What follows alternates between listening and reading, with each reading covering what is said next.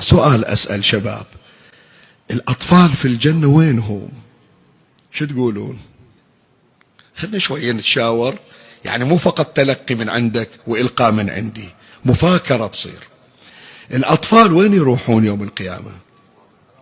زين، خلي أقول لك شيء، هذول المؤمنين، وإذا واحد أبوه كان يسجد إلى هبل ومات، لا شاف النبي ولا سمع قرآن، هذا وين راح؟ ها؟ وين في الجنة يسوون له قصر؟ شو تقولون؟ يعني يوم في الجنة تالي تمر هناك ولا قصر ايش كبره، هذا شنو يقولون؟ والله في هذا فلان ولد السيك اللي توفى بانين له قصر في الجنة. شوفوا حبيبي، هذه تمر علينا بس بحاجة إلى التأمل في تفسيرها. من نعيم الجنة الحور العين، ومن نعيم الجنة أكو شيء يسمونه شنو؟ الولدان. شنو الولدان؟ الولدان من يجون المفسرين يقولون خلق ثاني غير خلق الملائكة، خلق ثاني، أكو خلق ملائكة وأكو خلق ولدان. تفسير الشيخ الطبرسي يقول لا، وهذه خليها عندك.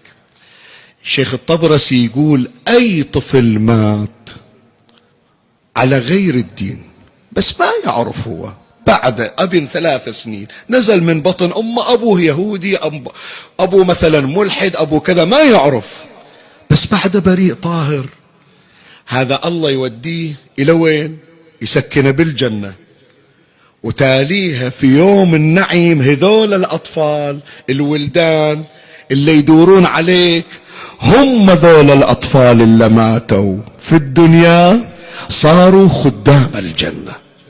عرفت؟ يعني نعيمك من الأطفال. يذكر ذلك الشيخ الطبرسي عن نبينا محمد صلى الله عليه وآله.